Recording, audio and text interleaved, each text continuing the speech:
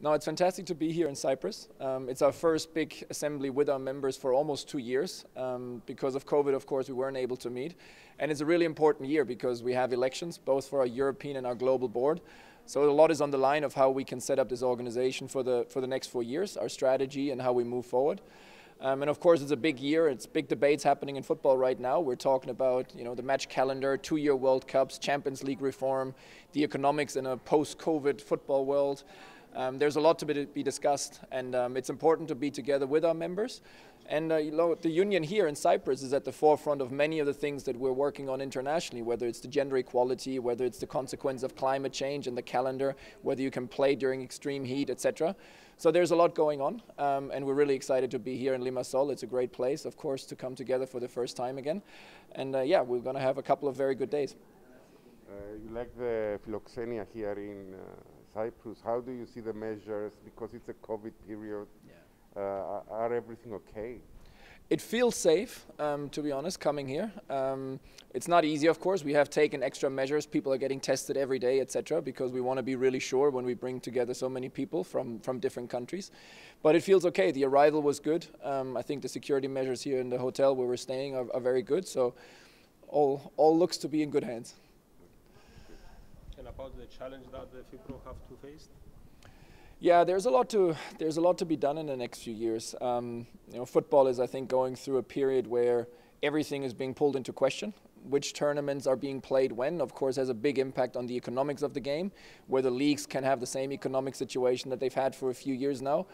We have discussions about the transfer system. I don't think we've ever had as many top-level players as free agents this summer, which shows that something's changing in the market. So there's a lot to be done, and at the same time, we have to build the women's game, especially now in the post-COVID period. There's a lot of investment that needs to go into it now. We've had just the challenge of, as an organization, of evacuating people from Afghanistan. So also on the human rights front, there's a lot to be done. Qatar World Cup coming up. So it's not an easy period. There's a lot happening, but it's also a great opportunity, of course, to make sure that the voice of the players, which has taken more and more leadership in football, when sometimes federations, leagues, clubs haven't, the players have stepped up. And now we as an organization, of course, need to pull through and show that same kind of leadership and make sure that football can build into a future where it's really accessible and it's fair and it's equitable for all the players, for all the clubs, for all the leagues, etc. So there's a lot to be done.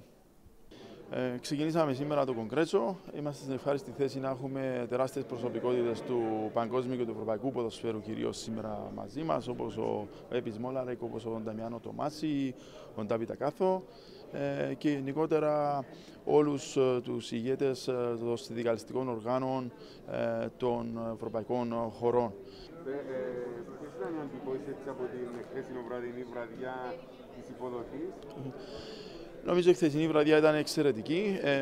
Μπορώ να πω ότι κερδίσαμε τις εντυπώσεις. Θα ήθελα να ευχαριστήσω τόσο τον κύριο Μιχαηλίδη, τον Δήμαρχο Λεμεσού και τον Γενικό Γραμματέα της ΚΟ που με την παρουσία τους βοήθησαν την έναρξη αυτού του συνεδρίου και ελπίζω ότι θα το τελειώσουμε με τον καλύτερο τρόπο με τις αυριανές εκλογές που θα γίνουν για το Ευρωπαϊκό Συμβούλιο. First of all, good morning to everybody and welcome to sunny Limassol. I hope very much you enjoyed the evening last night where we received our hosts from the city of Limassol, and today we put that evening behind us and we talk now about the work in the days and weeks ahead to come. This, as I said last night, and I'm very conscious that I'm not going to speak for a long time because you all heard it last night and I'm sure you don't want to hear it again. So take all the welcomes as read. There are so many issues that are going to affect FIFPRO in the coming months and in the coming years, and a lot of them are recurring themes.